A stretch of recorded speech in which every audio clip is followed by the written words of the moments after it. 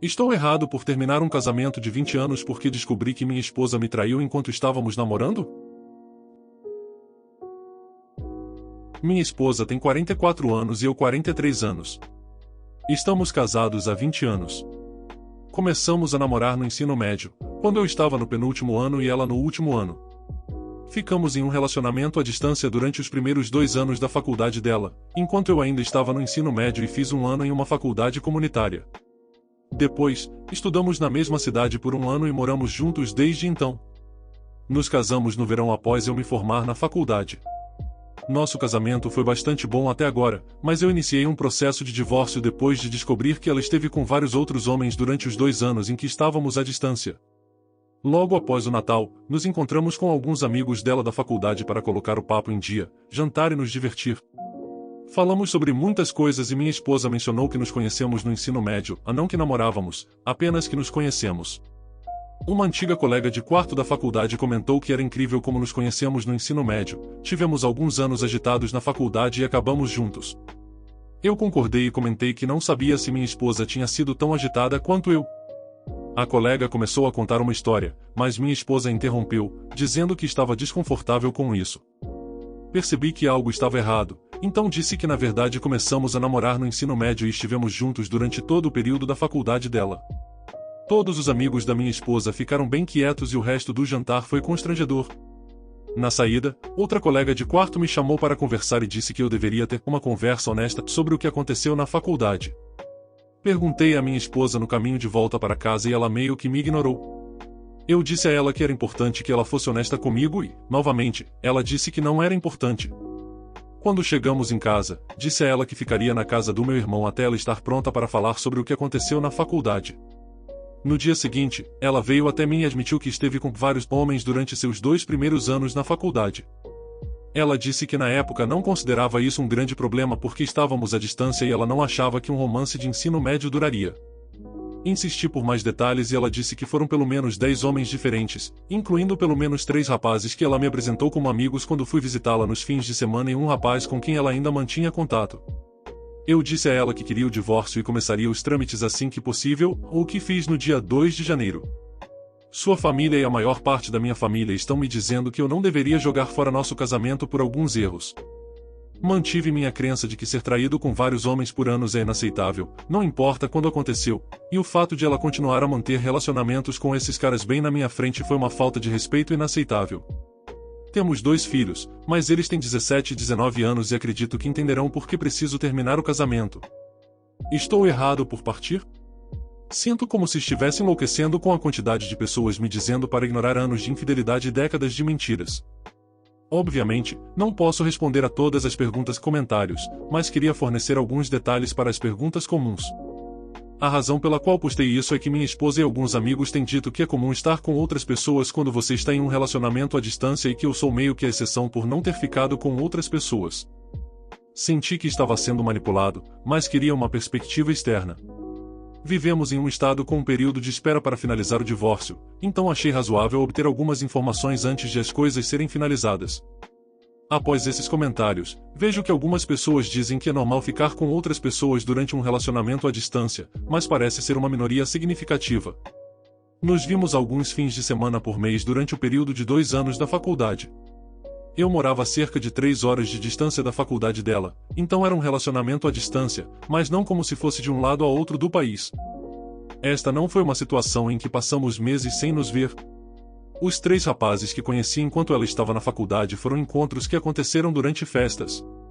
O assunto de eu ser o namorado realmente não surgiu, então honestamente não sei se esses caras sabiam de algo. O rapaz com quem ainda mantemos contato se casou com uma amiga mútua da faculdade. Não é alguém com quem ela secretamente troca mensagens, é alguém com quem conversamos regularmente há anos. Eu conversei com ele algumas vezes desde que soube sobre minha esposa. Ele disse que não sabia que estávamos namorando na época e desde então bloqueou minha esposa nas redes sociais. Algumas pessoas perguntaram como as colegas de quarto não perceberam em nosso casamento que as linhas do tempo não batiam. A principal razão é que minha esposa e eu tivemos uma cerimônia muito pequena, apenas com a família próxima no Texas, e depois voltamos para a Costa Leste para fazer uma grande festa com amigos. A típica recepção compartilhamento de detalhes sobre como nos conhecemos realmente não aconteceu, então as colegas de quarto não perceberam que começamos a namorar antes da faculdade. Parece que elas pensavam que só namorávamos pelo ano em que estávamos na mesma cidade e depois moramos juntos. Estava aberto à terapia ou algum tipo de tentativa de salvar o casamento, mas a insistência dela de que toda essa situação é comum e eu sou o errado é demais para mim. A única vez que ela mostrou algum remorso ou mesmo se ofereceu para reconciliar foi quando comecei a preencher os papéis. Na última semana, ela voltou a dizer que está certa e eu estou exagerando. Isso também é porque sinto que estou sendo manipulado. Parece óbvio que isso é um problema sério, mas tenho minha esposa e outros me dizendo que é normal e eu estou exagerando. Não vou fazer um teste de paternidade a menos que meus filhos queiram fazer um. Não tenho dúvidas de que eles são biologicamente meus, e nenhum teste fará com que eles não sejam meus filhos. Eu os amo mais do que tudo no mundo e a infidelidade da minha esposa não mudará isso, mesmo que um ou ambos não sejam biologicamente meus. Eles têm sido meus filhos por 19 anos e serão meus filhos até eu parar de respirar. Aqui estão mais algumas respostas para perguntas comuns que vi. Definitivamente, estávamos namorando exclusivamente na época. Primeiro, a cultura de namoro era muito diferente há cerca de 20 anos, e ser exclusivo era meio que o padrão para a maioria das pessoas. Segundo, tivemos uma longa e difícil discussão antes de ela ir para a faculdade sobre continuar o relacionamento à distância. Ela especificamente queria ficar junto e até brincou sobre seu pai vir atrás de mim se eu começasse a ficar com outras garotas na minha escola. Finalmente, no meu baile de formatura, ela não pôde comparecer e ficou muito chateada quando eu propus ir com uma amiga minha de forma platônica. Como resultado, acabei não indo ao meu baile de formatura e fiquei com ela em vez disso. Embora nunca tenhamos dito a palavra exclusivo, acho que os motivos acima, combinados com o relacionamento geral antes dela partir, são suficientes para assumir exclusividade. Baseado em alguns comentários aqui, conversei com a amiga que disse que eu deveria ter uma conversa honesta. Ela me disse que 10 caras seria no mínimo e que sua maior preocupação era que aparentemente houve pelo menos um susto de gravidez que eu não sabia. Honestamente, não acho que isso mude muito. É menos sobre o número para mim e mais sobre o fato de ela parecer incapaz de reconhecer por que isso estava errado ou por que me sinto traído. A atualização. Primeiro, vamos falar sobre o que aprendi a respeito da situação na faculdade. Após conversar com minha esposa em sessões e trocar mensagens com duas de suas colegas de quarto, ficou claro que suas colegas sabiam que algo estranho estava acontecendo na faculdade. Elas disseram que achavam a situação estranha e provavelmente envolvia traição. Minha esposa havia contado a elas que nós dois tivemos nossos momentos intensos na faculdade e resolvemos isso antes de nos casarmos, então elas nunca realmente tocaram no assunto. A colega de quarto que me puxou para conversar recentemente estava desconfortável com o fato de que minha esposa claramente não conversou isso comigo e queria que eu soubesse. Quanto a ser apresentado a homens com quem ela teve relações, aparentemente isso não foi intencional. Um dos homens acabou namorando e depois casando com uma de nossas amigas mútuas da faculdade. Este é o homem com quem ela estava em contato. Nas outras situações, ela inicialmente me culpou na sessão de aconselhamento, mas agora concordou que foi ruim. Quando fui visitá-la, ela planejava ficar no quarto ou apenas passar tempo juntos sozinhos, mas eu queria ir a algumas festas porque no ensino médio e na faculdade comunitária, eu realmente não tinha festas para ir. Ela não esperava que eu conhecesse os homens, mas eles estavam nas festas e ela sentiu que não tinha muita escolha. Ainda acho isso meio ruim, mas não tão ruim quanto ela intencionalmente me exibir na frente dos homens. A maior parte de nossa discussão na terapia tem sido sobre por que eu acho isso um grande problema e ela não. Inicialmente, ela disse que nenhum desses homens estava em um relacionamento com ela e que era mais casos de uma noite ou amigos com benefícios. Como ela não os via como relacionamentos românticos, ela não via grande problema, a palavras dela, não minhas. Minha opinião é que nunca dissemos que isso estava ok e ela ativamente me impediu de fazer o mesmo. Após discutir isso em 2 sessões, e minha esposa conversar com algumas amigas, ela agora concorda que foi uma violação da nossa confiança e relacionamento. Este é o entendimento compartilhado que nos ajudou a falar sobre essa situação mais honestamente nos ajudou a passar de discutir para conversar, por isso estou otimista quanto à coparentalidade. Agora, aqui está o motivo pelo qual estou 100% decidido pelo divórcio. 2 coisas surgiram que me fazem querer deixar o casamento. Primeiro, cerca de 10 anos atrás, passamos por um período realmente difícil e ficamos cerca de 2 anos sem intimidade. Ela expressou que nossa vida íntima estava se tornando monótona, então tentei apimentar as coisas, nada louco, apenas jogos de papéis e brinquedos íntimos no nível de presentes de Spencer. Aparentemente, ela estava presa a algumas experiências íntimas que aconteceram na faculdade, sobre as quais ela não se sente confortável em falar, e queria que eu tentasse, mas quando eu tentei, fez com que ela se sentisse estranha e culpada, por isso fazê-la pensar em outros homens enquanto estava comigo.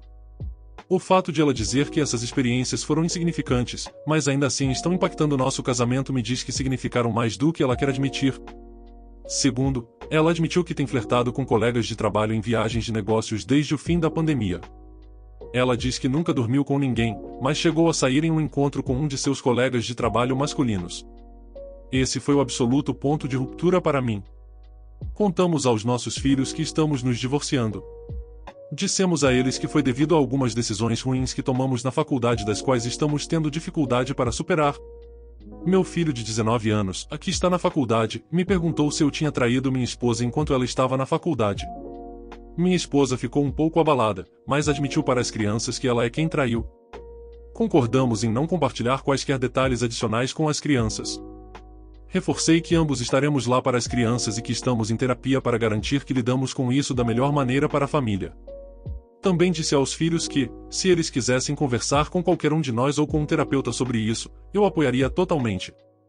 Começamos a conversar com um mediador sobre como proceder com o divórcio e, a menos que algo mude, deveremos ser capazes de ter um divórcio amigável.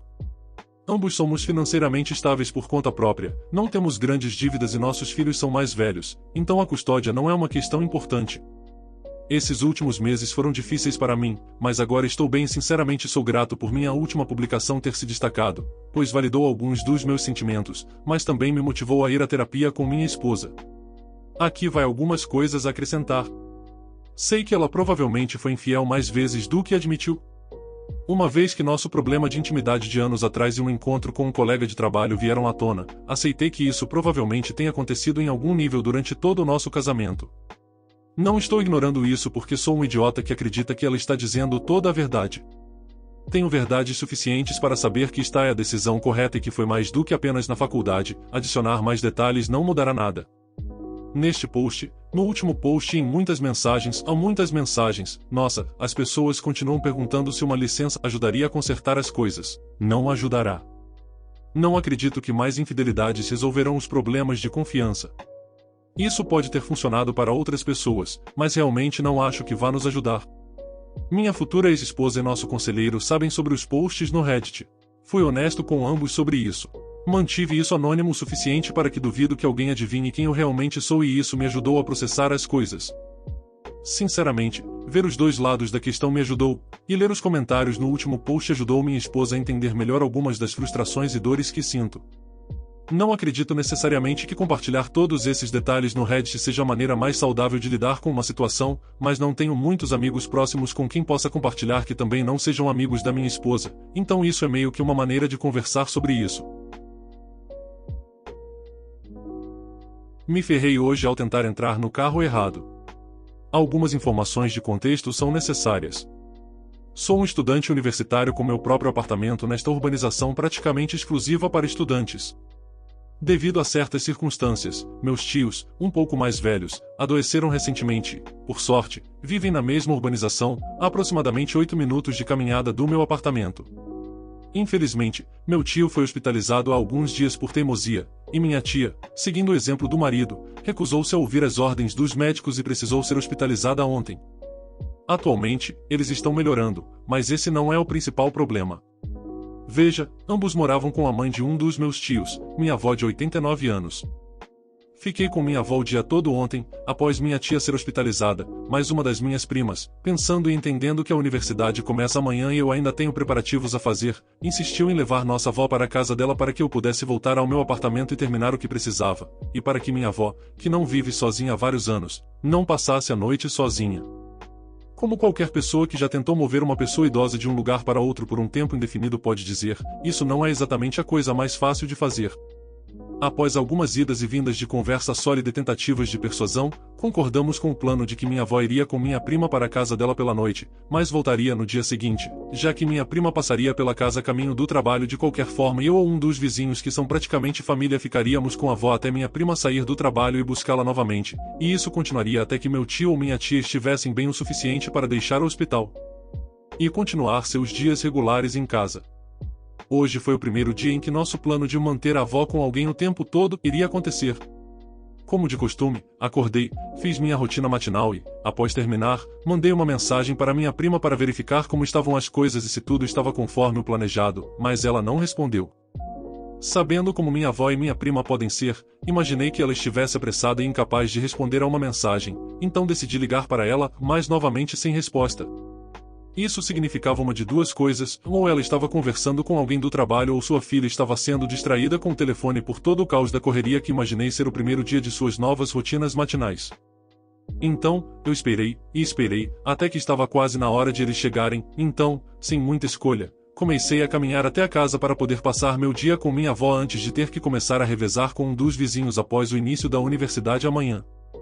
Quando estava chegando lá, notei o que na época acreditei ser a van da minha prima estacionada e funcionando na frente da casa, mas, se você se lembra, isso é basicamente uma urbanização onde quase todas as casas são na verdade hostéis para estudantes universitários, em circunstâncias normais. As únicas pessoas que estão naquele lugar são ou uma das minhas primas ou eu quando trago algumas coisas no meu próprio carro, os vizinhos são ou proprietários de hostéis ou estudantes universitários, que respeitam o espaço de estacionamento de todos e nunca realmente tivemos problemas a esse respeito. Chegando mais perto da casa, notei que o portão estava na verdade trancado e quem eu acreditei ser minha prima dentro de sua van falando com alguém que eu presumi ser seu trabalho por meio do alto-falante Bluetooth da van, aquele tipo que é estupidamente alto. Sabendo que não tenho a chave, chamei minha avó para que minha prima soubesse que o portão estava trancado, mas o problema é que minha avó está sempre em um de dois lugares da casa o tempo todo, ou ela está no quarto no fundo da casa, onde nunca me ouviria, ou ela está na sala de estar assistindo TV e aproveitando a brisa graças a algumas persianas contra insetos e parte do portão, que são as únicas coisas que separam a sala de estar do mundo externo. Vendo que ela não estava na sala de estar, pensei que ela estivesse no quarto. Não querendo interromper quem eu acreditava ser minha prima, que ainda estava na van e falando com alguém que presumi ser seu trabalho, acenei para ela e apontei para o portão trancado, enquanto fazia um gesto de chave. Neste ponto, é bom dizer que a van da minha prima tem essa coisa onde, se o sol bate nas janelas de uma certa maneira, de fora você simplesmente não consegue ver nada acima do peito de uma pessoa. Então, nesse momento, mesmo estando a alguns metros de distância da van, eu realmente não vejo o rosto da pessoa no assento do motorista. Vejo apenas um contorno feminino usando um uniforme e falando ao telefone enquanto também movimenta as mãos, a uma maneira completamente normal de ter conversas telefônicas aqui em Porto Rico. Então, continuei esperando ao lado do carro, então ouvi o clique audível das travas quando você trava e destrava um carro por dentro e ela movendo as mãos em direção ao assento do passageiro, o assento que está na minha frente. Enquanto isso, ainda não sabia que, na verdade, não era minha prima tendo uma conversa aparentemente muito importante sobre seu trabalho. Assumi que essa era a maneira dela dizer: pegue as chaves, não posso entregá-las agora. Então fiz o que qualquer pessoa faria, tentei abrir a porta, mas quando coloquei minha mão na maçaneta e puxei, estava trancada. E foi então que vi o rosto dela, não fazia ideia de quem essa garota era e ela não fazia ideia de quem eu era. O problema é que meu cérebro lento não acompanhou o que meus olhos estavam vendo e, por uns bons 2 segundos com minha mão ainda na maçaneta, olhei para essa garota da mesma maneira que você olha para o seu computador enquanto ele está carregando. Após o que pareceu uma eternidade, imediatamente me afastei do carro, confirmei meu entorno e liguei para minha prima, que não responde. Então, acabei ligando para uma outra prima, a irmã da prima que tem avó, daqui para frente eu irei chamar ela de prima da avó. E foi então que ela me disse: a prima da avó não tinha trabalho hoje, então era improvável que a avó fosse voltar para a casa da minha tia hoje e que ela me avisaria se algo mudasse, mas ela estava tão surpresa quanto eu que a prima da avó não me disse.